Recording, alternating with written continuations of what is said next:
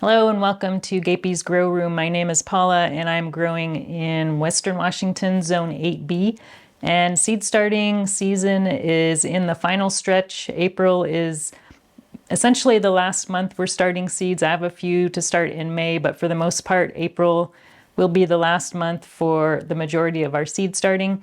Today I wanted to show you what seeds I've already started this month and which ones I have left to start. I'll also mention a couple things that I'll be starting in May, since I'm probably not going to do a seed starting video for May since there's really not much left to start. Let's start with our grow shelf and take a look at what seeds we started on the first week of the month. We've got our celosia. I've got 3 different varieties of celosia. We've got Dusty Rose, Pink Chanel, and Sun Sugar. All of those were from Floret. And we had pretty good germination on those. And then I started some more Gomphrena. I think I started some in March, but I had really poor germination.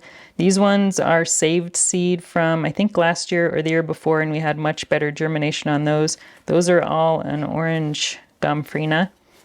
And then we started another round of lettuce. I think this is our 3rd round of lettuce that we started this season.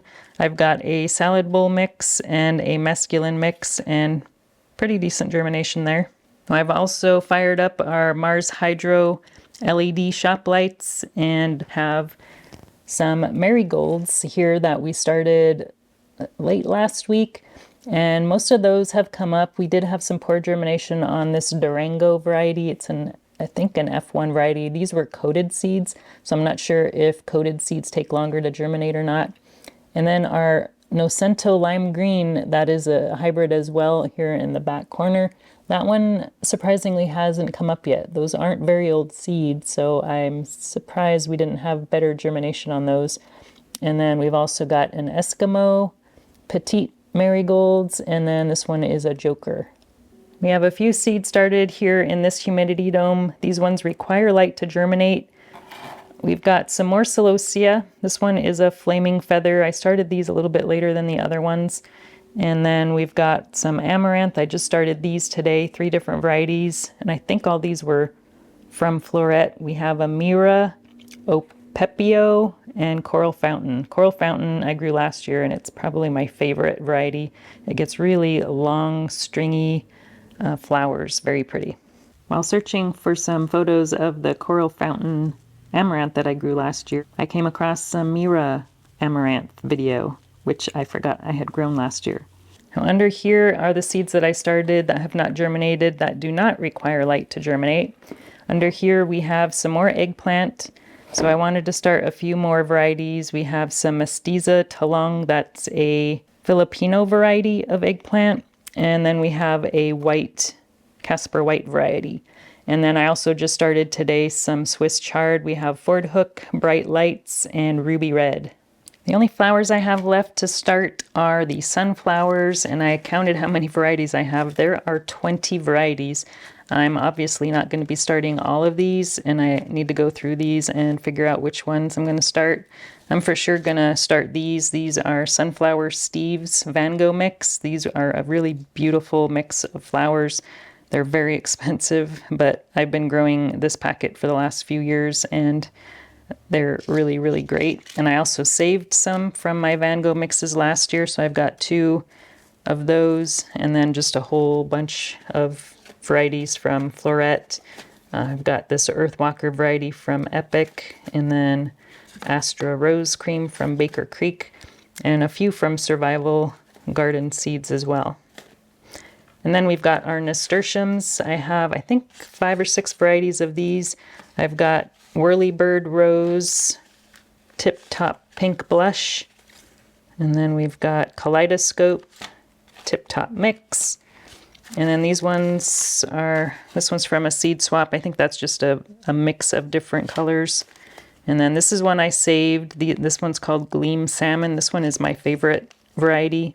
I have some that volunteer in the garden every year, but I decided to save some. I might put some up for sale in my plant sale this spring. And then this one is from Dollar Heirloom. This one is a Jewel Mix nasturtium.